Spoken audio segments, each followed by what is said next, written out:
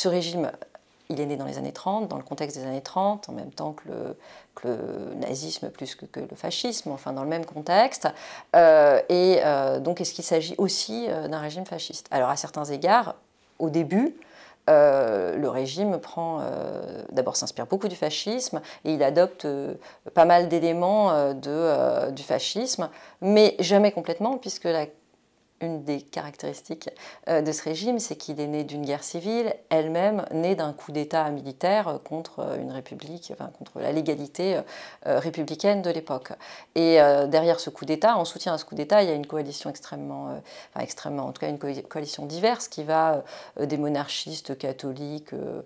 modérés à des monarchistes beaucoup plus réactionnaires et également à un parti de type fasciste qui est la Phalange, mais qui est une seule des forces, et je dirais que la coalition en fait rassemble tout ce qui s'oppose non seulement à la République, mais en fait à la République progressiste. L'habileté du général Franco, qui n'était pas censé prendre la tête de la coalition, mais que par une série de contingences à certains égards, va prendre la tête, son intelligence a consisté à s'appuyer selon le moment sur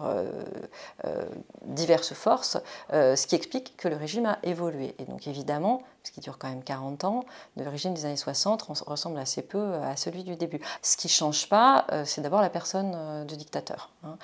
qui d'ailleurs, la dictature, son nom est forgé sur la personne du dictateur, ce qui n'est pas très commun si on pense aux autres dictatures. Et l'autre chose qui ne change pas, c'est le caractère militariste, enfin le caractère très répressif de cet État, qui, les derniers condamnés à mort, enfin exécutés, pas condamnés à mort, exécutés pour des raisons politiques, c'est 1974. Donc c'est vraiment un régime qui reste répressif jusqu'au bout, un régime très militarisé avec une force de classe de l'armée et un régime catholique dans lequel l'Église a toujours eu un rôle fondamental. Alors pourquoi cette question du régime elle est si importante? Parce qu'évidemment, selon qu'on considère que c'est un régime fasciste ou un régime autoritaire, modernisateur, avec un pluralisme limité, qui est la manière dont un politiste des années 60, Juan José Lins, l'a caractérisé, d'une certaine manière, sa responsabilité politique n'est pas exactement la même, en tout cas c'est comme ça que c'est pensé. Donc le mouvement mémoriel et les conflits de mémoire qui déchirent l'Espagne depuis au moins les années 1990 ont réactivé cette question de la nature du régime. Alors la question de savoir comment ce régime, qui est né, donc, je l'ai dit, dans le contexte des années 1930, le contexte européen des années 1930 a survécu à la Deuxième Guerre mondiale et aux transformations économiques et sociales majeures des années 60, est évidemment une question fondamentale qui a beaucoup intéressé les historiens, et pas seulement les historiens, c'est évidemment une question que je qualifierais de douloureuse pour les Espagnols, c'est-à-dire que comment se fait-il et quelle est la part de responsabilité de la société espagnole dans le fait que ce régime dictatorial est demeuré, alors se soit maintenu au pouvoir en tout cas. Il y a plusieurs niveaux de réponse, évidemment plusieurs réponses qui sont complémentaires et qui résonnent à différents niveaux. La première, c'est évidemment les relations internationales, puisque bon, ça c'est bien connu, les Alliés ont laissé tomber les Espagnols, ça, il y a une espèce de grande rancœur extrêmement légitime et aisée à comprendre de la part des républicains espagnols qui attendaient que, après leur participation à la résistance en France, on vienne déloger le régime imposteur, voilà, né de ce coup d'État, ce qui ne s'est pas fait. Et puis la deuxième réponse, qui est probablement encore plus importante, c'est la guerre froide. C'est-à-dire que le régime qui est condamné par 2 fois par les Nations Unies en 1945 et 1946 comme fasciste,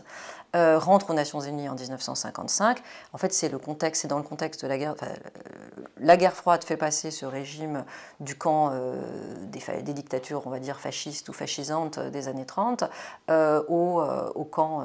de l'anticommunisme. Et c'est pendant la guerre de Corée que les diplomates espagnols vont parvenir à intégrer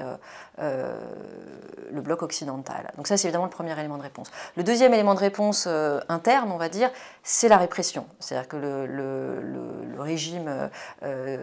à l'issue de la guerre civile, pendant la guerre civile, et alors je ne vais pas rentrer dans cette histoire, mais des historiens montrent que, ou avancent l'hypothèse, assez bien fondée, je dois dire, que les franquistes, enfin le camp qui s'auto-baptise le camp national, donc le camp franquiste, mise sur une guerre longue qui va permettre d'éradiquer d'une certaine manière, enfin d'éliminer tout ce qu'il peut y avoir de progressistes et de républicains en Espagne. Et puis l'après-guerre est une période de répression extrêmement violente et extrêmement profonde qui a pour but d'éradiquer effectivement toute forme de résistance. Ce système répressif est aussi un système de contrôle des populations très poussé par l'encadrement des populations. Alors un encadrement de type fasciste ou de type totalitaire, mais là aussi qui s'appuie sur plusieurs institutions, pas uniquement sur la phalange. Et donc dans ce régime hyper répressif où on est hyper encadré, comment faire pour s'opposer. Et le troisième élément de réponse qu'ont souligné notamment les historiens, c'est l'adaptation, la capacité d'adaptation du régime qui serait due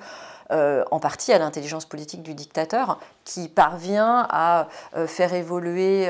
les choix, c'est le choix des personnes sur lesquelles il s'appuie au sein du régime et des forces politiques sur lesquelles il s'appuie, et puis l'intelligence de ces derniers qui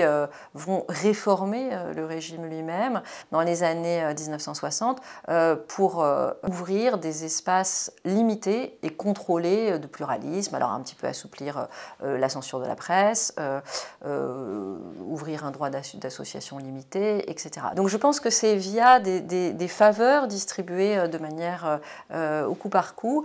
que le système a pu tenir, et c'est ce qui permet aussi de l'autre côté aux populations de trouver leur place, hein, et donc c'est un peu tout le paradoxe de l'informalité que de permettre des deux côtés des arrangements, et donc aussi de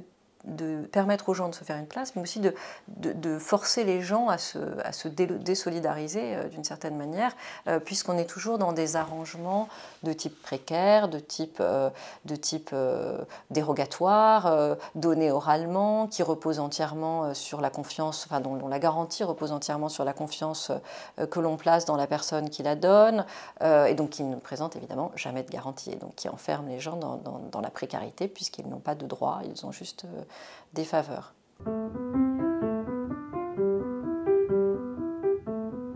Alors je ne pense pas que cette vision binaire et en plus armée sur cette question du régime anti- et pro-franquiste permette loin de là de résumer la situation. D'abord parce que rarement l'éventail politique est résumable, même en dictature, à un clivage binaire, mais aussi, parce que, comme je l'ai dit, au sein même du régime, la coalition qui soutient le régime, elle est diverse, et en fait, dès les années 50, les premières dissensions arrivent du côté des intellectuels, y compris des intellectuels même phalangistes, qui sont déçus du fait qu'il n'y a pas de révolution de type fasciste qui est mise en œuvre, que là, par exemple, le côté social du projet phalangiste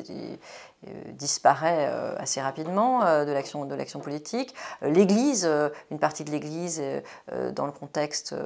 intellectuel, religieux du catholicisme social et de la période préconcilaire, une partie de l'Église va devenir dissidente. Et je viens de dire le mot dissident, mais là aussi c'est pareil, il y a tout un éventail possible, c'est-à-dire qu'à l'intérieur même du régime, des personnes qui ne vont jamais se penser comme antifranquistes, vont jamais remettre en cause le régime, portent des critiques et ont un engagement qui, c'est ma conviction, en fait, contribue à faire évoluer la situation politique. Et puis, parmi les héritiers, on va dire, de l'antifranquisme, parmi ceux qui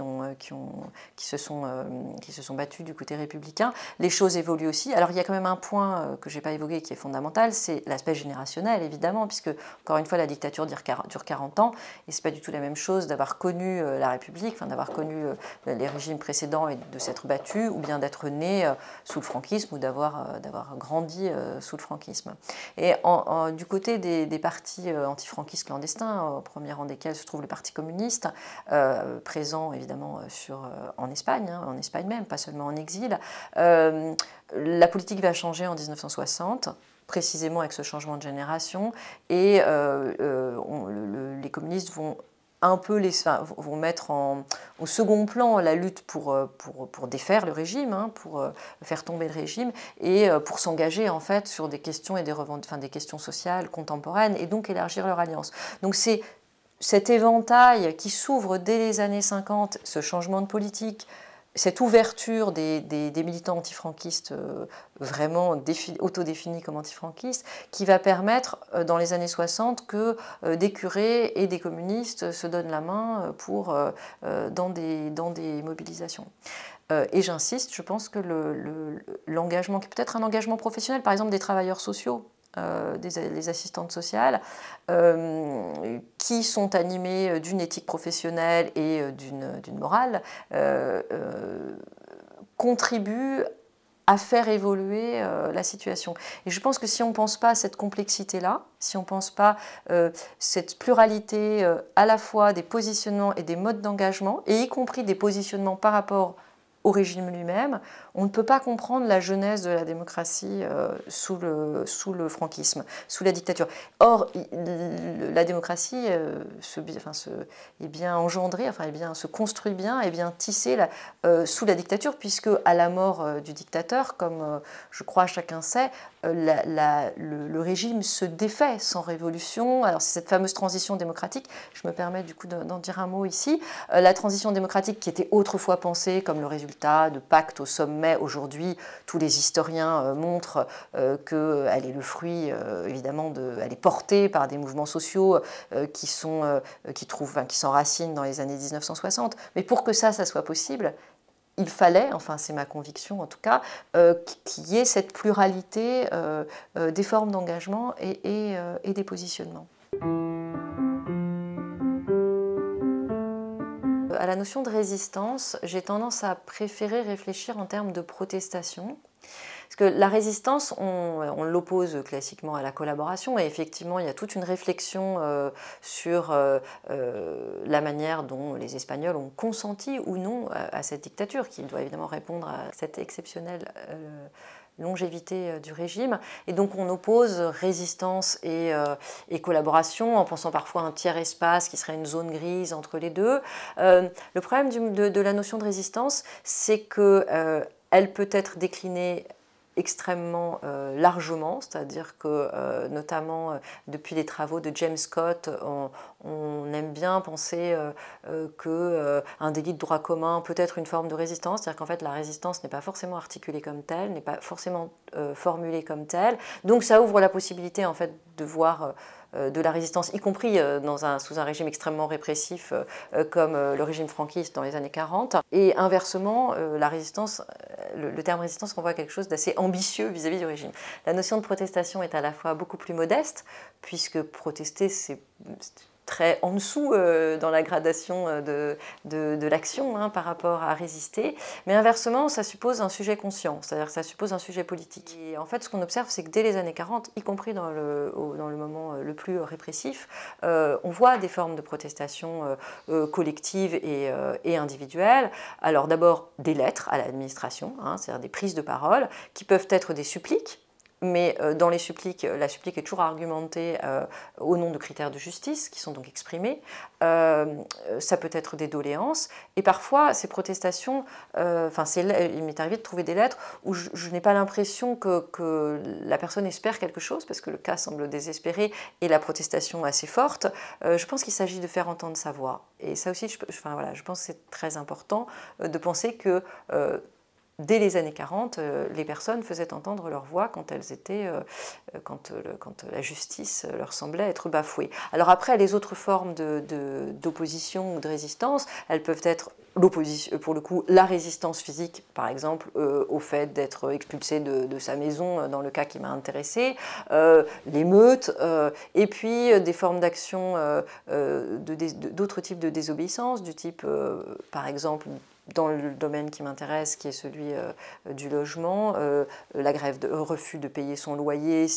tant qu'il n'y a pas le raccordement à l'eau, etc. Donc on observe en fait sur toute la période du régime différentes formes de protestation. À partir des années 60, celles-ci se politisent, c'est-à-dire que les personnes vont de plus en plus revendiquer des choses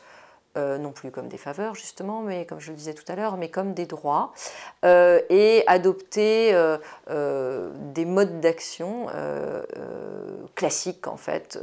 des modes d'action politiques à l'époque contemporaine, je l'évoquais, la grève, la manifestation, etc. Et dans la dernière période, du fait aussi de la jonction avec le vieux militantisme antifranquisme clandestin qui a toujours été là, et de ces espaces de pluralisme contrôlés et limités que j'évoquais, ces revendications et ces protestations qui deviennent des mobilisations vont adopter également des revendications politiques sur la forme du régime et s'inscrire dans les différentes composantes du mouvement antifranquiste qui portent la chute du régime et la transition démocratique.